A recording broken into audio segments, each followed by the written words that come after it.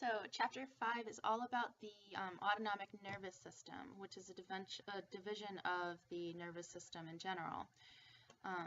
So, the nervous system is divided into two parts, the central nervous system and the peripheral nervous system.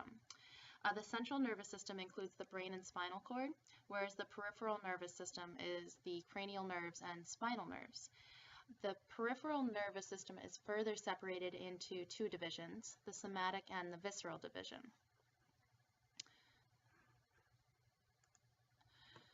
So the somatic division is,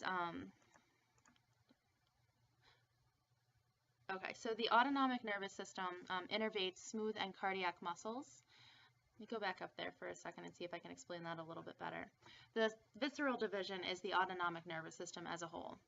Okay, so the autonomic nervous system is composed of the nerves that travel to smooth and cardiac muscle. And these muscles are autorhythmic, which means they can initiate their own contractions.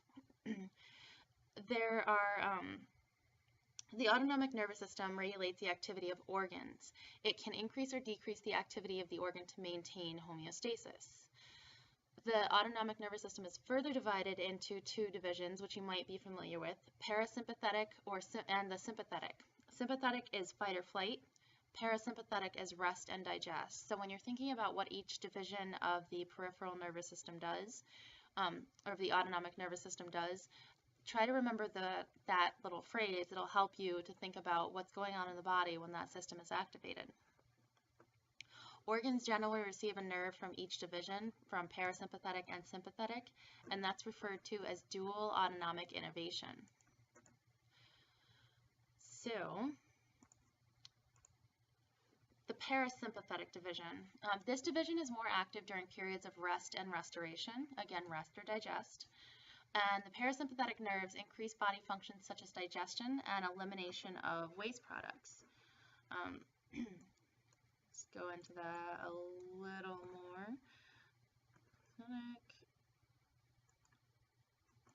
So the sympathetic division is the activation, or is the fight or flight part, so when your body needs to be in action.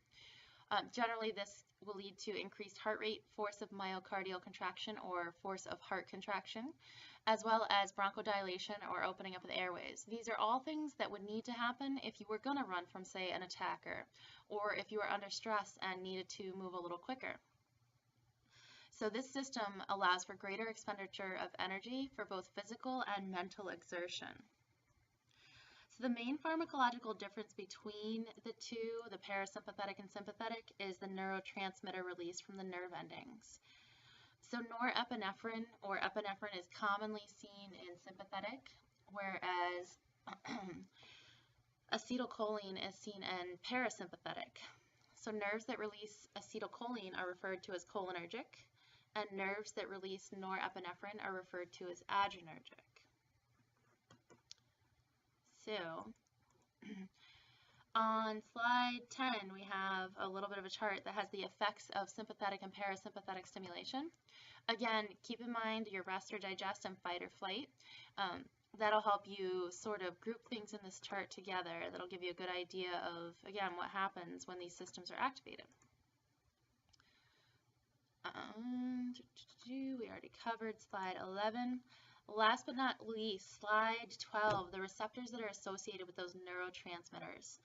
So again, parasympathetic is using acetylcholine.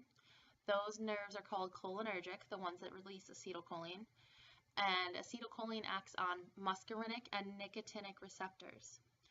So the sympathetic nervous system, or the adrenergic nerves that release norepinephrine or epinephrine, have receptors that are called alpha, beta, and there are beta 1 and beta 2 receptors. We'll get further into this with the next chapter, of course, as well as cardiology. Cardiology operates a lot on that right-hand side there, that alpha, beta, beta 1, and beta 2 on slide 12.